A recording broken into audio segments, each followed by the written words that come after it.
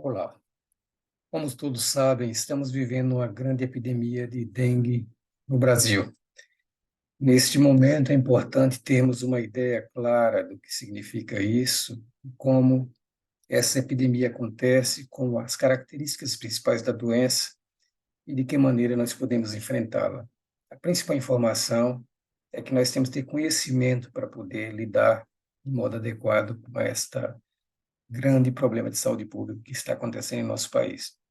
Vamos fazer uma breve revisão sobre dengue, para que possamos ter uma ideia do tamanho do problema que nós temos e das dificuldades que enfrentaremos para combater esse problema. Bem, dengue hoje deixou de ser uma doença tropical e podemos dizer que ela claramente é uma doença global. E, na realidade, este mapa mostra a distribuição no todo o mundo de outubro a dezembro de 2022, onde as áreas mais escuras mostram aquelas regiões com maior concentração de casos. Mas podemos ver que o mundo inteiro, de modo geral, todos os continentes são atingidos, principalmente o continente asiático, e em destaque podemos ver também a nossa América Latina duramente afetada por esse problema. Nas Américas, nós temos um número recorde de casos recentemente. Em 2020 foram 2,3 milhões. 2022, quase 2 milhões. E aqui no Brasil já estamos falando de 2 milhões para esse ano. Os números são extremamente impactantes e, na realidade, refletem a gravidade da situação. Nós temos sorotipos predominantes, eles podem mudar, levar a surtos específicos em determinadas áreas, e lembramos que o dengue tipo 1 e tipo 2 ainda estão largamente circulando nas Américas. Novas áreas são afetadas pelo dengue a cada dia. No Brasil, por exemplo, basicamente, nós não temos mais locais, mesmo na região sul, como vocês podem ver nesse mapa à esquerda, já temos áreas em azul e vermelha, mostrando que o dengue está avançando para uma área que era até então protegida contra essa infecção. E, basicamente, isso está ligado à urbanização, mobilidade de pessoas, mudanças climáticas, e um problema que é relevante. Nestas áreas onde o dengue está sendo introduzido recentemente, nem sempre o pessoal de saúde tem experiência e, portanto, não está tão preparado para lidar com esse problema do que aqueles que trabalham em áreas já afetadas por anos por essas epidemias. Então, nós necessitamos de treinamento e capacitação desse pessoal em todas as áreas. Um fator fundamental que temos que discutir é o vetor. Nós temos dois membros do grupo Aedes, o Aegypti e o Albopictus, que na realidade podem ser identificadas por essas tiras, essas faixas brancas no corpo e em suas pernas. Eles são mordedores agressivos durante o dia, com um pico de atividade de picadas, basicamente ao amanhecer e ao entardecer. Uma característica importante é que você tem a replicação, a incubação extrínseca, que vai acontecer de um vetor para o outro, mas tem a replicação e a incubação intrínseca que vai acontecer dentro do mosquito. Então, o mosquito se alimenta de um vetor contaminado, um paciente ou um animal contaminado. Na realidade, esse vírus vai se multiplicar no interior do mosquito e, no momento que ele for se alimentar novamente, ele vai injetar na corrente sanguínea desse receptor os vírus que se multiplicaram. E as características desses vetores são interessantes, porque elas diferem. O Aedes aegypti é predominantemente urbano, vai proliferar próximo às casas, pica em ambientes internos e externos, e é mais restrito globalmente. Pica humanos ocasionalmente, mas ele prefere picar humanos se ele puder escolher. É o mosquito que a gente conhecia como da febre amarela. O Albopictus, por outro lado, é predominantemente rural. Ele vai proliferar longe de domicílios, fica muito mais em ambientes externos do que internos, tem uma ampla distribuição mundial, é mais agressivo e prefere vertebrados em geral, sem preferência por humanos. Era o chamado tigre asiático. O Albopictus ele é mais resiliente e ele tem sido encontrado em locais tão improváveis como a Escandinávia, por exemplo. Na Europa, por exemplo, você tem vários países onde já tem colônias identificadas de albopictus em algumas regiões, o que mostra o potencial de disseminação das doenças transmitidas por esses agentes. Tem, além disso, alguns fatores que dirigem essas mudanças na epidemiologia da dengue. O primeiro deles é a globalização, a facilidade de transmissão de pessoas, de mudança de pessoas de um país para outro, que um doente pode sair do outro lado do mundo, chegar aqui em questão de menos de 24 horas, e com isso ele pode trazer o vírus que ele adquiriu naquele local. Então, isso acontece facilmente. A urbanização, com a destruição dos habitats naturais dos mosquitos e do ecossistema. Isso leva ao mosquito invadir a região urbana e facilitar essas transmissões. E, mais recentemente, as mudanças climáticas. O aquecimento global aumenta a proliferação de mosquitos, facilita a implantação desses agentes em áreas que antes eram preservadas, e, com isso, nós temos uma ampliação da área de atuação das pandemias causadas por dengue. Para termos uma ideia do tamanho, metade da população do mundo está em risco para a dengue. Por ano, nós temos quase 400 milhões de casos em quase 130 países. 25% deles são sintomáticos, e os casos de dengue vêm crescendo dramaticamente nos anos mais recentes, embora 70% dos casos ainda estejam localizados no continente asiático. Outro dado que mostra claramente a importância disso é que em 90 nós tínhamos em torno de 17 mil mortes por dengue. Em 2017, isso mais do que duplicou, atingindo 40,5 mil mortes. E nós estamos falando de casos confirmados e registrados. Tem muitos mais casos que não aparecem nessa estatística, e a gente vê que, na realidade, a incidência de dengue é maior entre crianças de 10 a 14 anos, e a mortalidade vai ser maior no outro extremo da idade, em pacientes com mais de 80 anos, embora também tenha um pico um pouco maior do que a população geral em crianças até 9 anos de idade, principalmente até 5 anos. Nós não temos tratamento antiviral específico para dengue. Então, na realidade, temos que saber que crianças são em situação de risco em áreas endêmicas. Recentemente, nós temos o acréscimo de chikungunya e zika nessas situações, o que leva a uma apresentação clínica extremamente variada, e um dado que é preocupante, que todos os 4 sorotipos de dengue estão presentes agora em todos os continentes, e 5% dos afetados provavelmente desenvolverão a forma grave da doença. Nós temos, portanto, dengue 1, 2, 3 e 4. Cada serotipo tem 4 a 6 genótipos. O dengue pode afetar pessoas de qualquer faixa etária, e os sintomas geralmente vão incluir dores no corpo, cefaleia e febre. Uma pessoa em cada 4 pode ter, uma pessoa pode ter infecção pelos 4 tipos de dengue durante a sua vida, já que não há uma reatividade, uma imunidade cruzada. O espectro da doença vai variar também, e algumas pessoas podem desenvolver as formas mais graves e até fatal, embora a maioria das infecções seja assintomáticas. Então, no dengue primário, nós temos aqui uma severidade moderada, que vai aumentar no dengue secundário e vai se reduzir na terceira e quarta episódio de dengue. Então, a severidade do dengue vai depender do número de infecções prévias.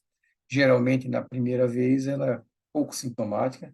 Na segunda é onde existe o maior risco de doença grave, e o terceiro geralmente são mais leves. O impacto no sistema de saúde pode ser variado, depende do tamanho do local. Então, cidades maiores podem ter múltiplas epidemias de dengue, já que os ambientes variam nessas cidades. E você pode ter epidemias que podem durar até 6 meses, com um número grande de pacientes procurando hospitais. E, nesse caso, é fundamental que você identifique e priorize o atendimento a pacientes com sinais de dengue grave.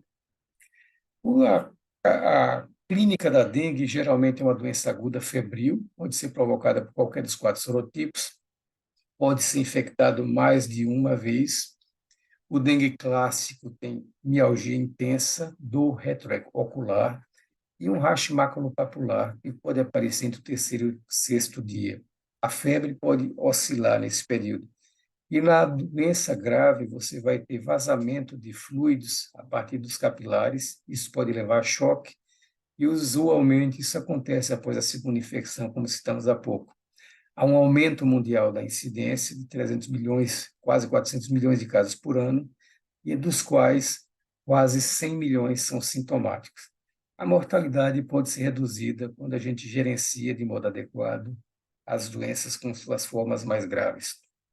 A gente vê por aqui que o diferencial é extremamente complicado entre dengue, zika e chikungunya. Você vê que febres são comuns nos três, mialgia, artralgia, um pouco menos em zika. O rash é mais intenso em zika, por outro lado, mas dengue e chikungunya são empatados. Dor retroorbitária comete os três, principalmente em dengue e zika. Conjuntivite mais em zika, linfadenopatia com dengue e chikungunya, e hepatomegalia mais associada a chikungunya. Os dois dengue e chikungunya geralmente apresentam leucopenia e plaquetopenia, e dengue pode cursar com hemorragia, enquanto zika não apresenta habitualmente esses sintomas. A forma mais grave de dengue tem alguns sinais de alerta.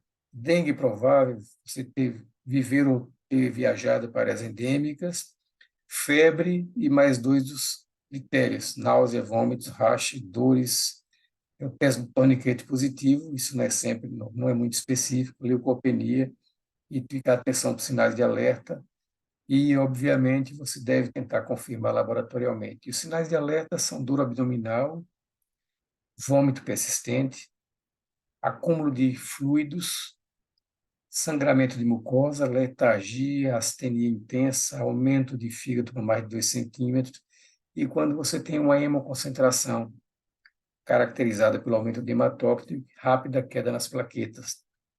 E dengue grave geralmente vai cursar com plasma, perda de plasma, hemorragia severa e acometimento orgânico muito sério também. Esses critérios para dengue grave são decorrentes principalmente do vazamento capilar que nós temos, digamos, a perda de líquido, que leva a choque, acúmulo de fluidos e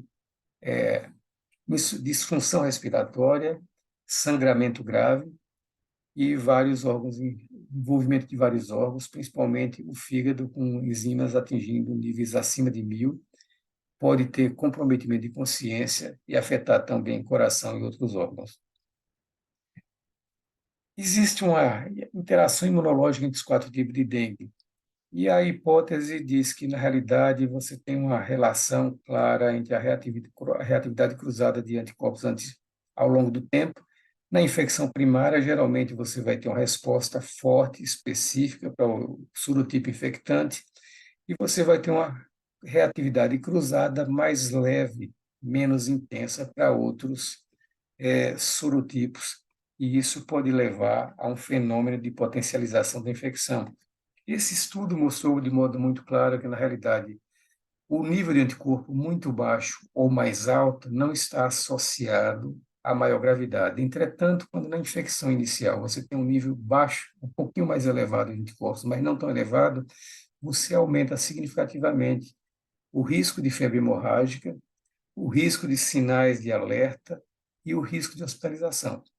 Então, basicamente, essa proteção foi observada com títulos muito altos e você tem um impacto muito neutro em títulos muito baixos. Mas quando você tem esse título ligeiramente elevados, mas não atingindo os mais altos, você aumenta o risco, basicamente, de desenvolver formas graves da infecção. Isso se deve a um fenômeno chamado potencialização associada a anticorpos, ou ADE, em inglês ADE, Antibody Dependent Enhancement.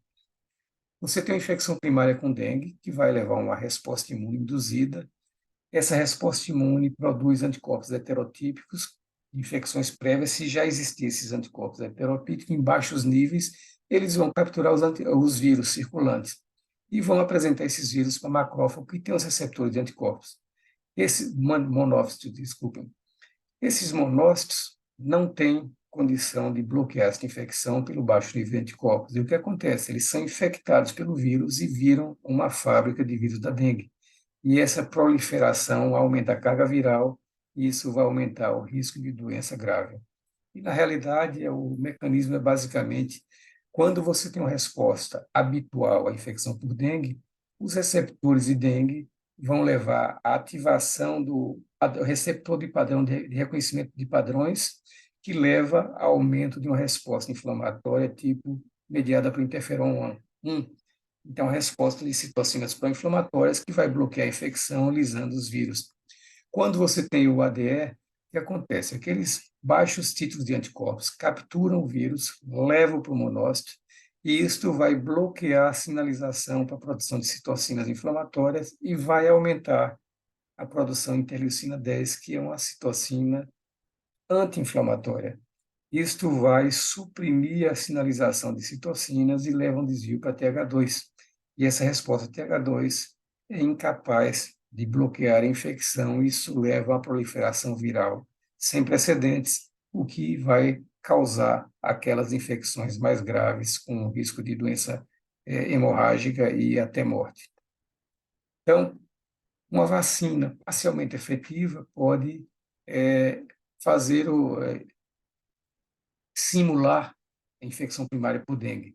Então, os dados que existem sugerem que o maior risco desse fenômeno de ADE é associado com infecção, tipo dengue 1 seguido por dengue 2, ou dengue 1 seguido por dengue 3, onde você vai ter baixo nível de anticorpos, que na realidade pode levar a essa potencialização. E quando você tem um intervalo muito grande de infecções, pode acontecer que o nível de anticorpos da infecção original era elevado, mas caiu ao longo do tempo. E isso pode novamente resultar no fenômeno de ADE. Então, nós precisamos ter um equilíbrio de imunidade para os 4 tipos de sorotipo para evitar esse risco desse problema. Bom, uma outra coisa que nós aprendemos também é que o Zika pode cruzar, tem uma reatividade cruzada com dengue. Então, a imunidade pré-existente para outros flavivírus vai afetar a resposta imune induzida por dengue, que pode resultar em dengues graves se o nível é muito baixo, levando àquele mesmo fenômeno de potencialização. Por outro lado, se você tiver uma resposta muito forte causada por Zika, por exemplo, aqui no Brasil, durante o surto, nós observamos isso, e esse estudo aqui, por exemplo, Pedroso, o Emerging Infectious Disease, foi produzido por nosso grupo, nós mostramos que, na realidade, pessoas que tinham tido uma resposta, uma infecção por Zika com alto título de anticorpos, estavam mais protegidas contra a dengue do que aquelas que não tinham. Então, por outro lado, é importante você ter uma vigilância epidemiológica que vai registrar os casos suspeitos de dengue e de dengue grave, confirmar laboratorialmente, identificar os sorotipos circulantes e, além disso, também identificar o número de mortes causadas por dengue ou dengue grave, principalmente aqueles casos confirmados laboratorialmente. Isso vai permitir traçar estratégias de combate mais eficientes. Por outro lado, é importante combater o vetor, mas uma experiência muito interessante ocorrida em Singapura, onde eles conseguiram eliminar o mosquito na década de 90. E, portanto, ficaram um tempo sem ter dengue porque não tinha mosquito. Entretanto, isso leva a uma baixa imunidade da população. E quando o vírus da dengue é introduzido novamente, por exemplo, um viajante que foi para outro local, se contaminou e volta para casa com o vírus, isso explode novamente, a despeito de ter uma baixa população de mosquito, ele é o suficiente para ter uma explosão de casos devido à baixa imunidade da população, a famosa imunidade de rebanho, que nesse caso comprovadamente é eficaz. Então, nós precisamos de vacinas para prover a alta imunidade da população para a dengue. Uma vacina ideal ela tem que ser segura, eficaz, e disponível à população especial, dose única e ampla cobertura, cobrindo os 4 tipos de dengue. E, na realidade, nós tínhamos duas, basicamente, a inicial, que era disponível até recentemente, tinha uma baixa eficácia e, principalmente, tinha um risco de aumentar aquele fenômeno de ADS se você não tivesse tido dengue previamente. Recentemente, essa foi introduzida no nosso meio agora, foi liberada este ano, a vacina da Takeda para uso em crianças acima de 4 anos, e nós temos ainda a da Butantan, que está sendo desenvolvida e também é ativa contra os 4 sorotipos e com a vantagem em relação da Takeda, que precisa de uma dose única, segundo um estudo publicado recentemente, este mês, no New England Journal of Medicine, mostrando a alta eficácia dessa vacina em dose única, comparado com 2 que a Takeda, que atualmente está sendo distribuída à população, exige. Então, em conclusão, o dengue é um problema muito importante de saúde pública. esse associado com mortalidade e morbidade significativa. Nós temos vários problemas como urbanização, globalização, resistência a inseticidas, mudanças climáticas, entre outros fatores que têm contribuído para a transmissão de dengue observada no mundo inteiro. E é de importância fundamental melhorar diagnóstico, vigilância endêmica, em regiões endêmicas, assim como um controle adequado, de preferência utilizando abordagens inovadoras para os vetores, e além da educação da comunidade. Tem uns estudos interessantes na América Central mostrando, por exemplo, que até ações como orientar crianças, treinar crianças do curso primário para identificar focos de dengue tem um impacto significativo na redução do número de casos, porque essa comunidade passa a atuar melhor na eliminação desses focos. Outras alternativas aqui no Brasil, por exemplo, alguns inseticidas biológicos que vão alterar os hormônios juvenis dos mosquitos. E, na verdade, isso leva também a uma diminuição da transmissão ou redução da população de mosquitos.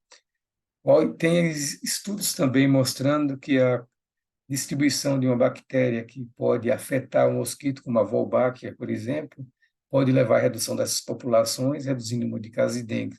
E, mais recentemente, outros estudos mostrando que a distribuição no ambiente de mosquitos irradiados e estéreis, eles vão competir com os mosquitos capazes de procriar, e isso leva, na realidade, a uma redução drástica também da transmissão em áreas onde eles foram distribuídos. Além disso, a distribuição de inseticidas, a fumigação de focos, mas principalmente a educação da população para não deixar acumular água em objetos, mesmo tampinhas de garrafa, qualquer objeto que possa acumular água, que possa servir de cobertura, são iniciativas que se mostraram efetivas na redução do número de casos. Uma questão que ainda não tem uma solução é o tratamento. Nós não dispomos, nesse momento, de tratamento eficaz contra a dengue, nós não dispomos de estratégias antivirais, mas, enquanto isso não acontece, nós temos que lidar, primeiro, com o reconhecimento das questões da gravidade, reconhecer a gravidade da infecção e, principalmente, lembrar que, na ausência de antivirais específicos, utilizar medidas simples como hidratação profusa dessa população afetada com sinais de gravidade. Isso vai evitar a hemoconcentração, isso vai evitar ou minimizar o risco do vazamento capilar e, portanto, vai limitar a evolução desses casos para choque e disfunção orgânica. Então, é um problema de saúde pública preocupante, ainda sem tratamento específico, e as medidas de controle vão depender, portanto, dessas controle de vetor, identificação dos casos, confirmação laboratorial, vacinação da população e manejo adequado dos pacientes com sinais de gravidade para reduzir a mortalidade. Só assim nós vamos conseguir minimizar esse grave problema de saúde pública que o país tem atravessado nas últimas décadas, eu diria, mas que tem se acentuado e se agravado mais recentemente.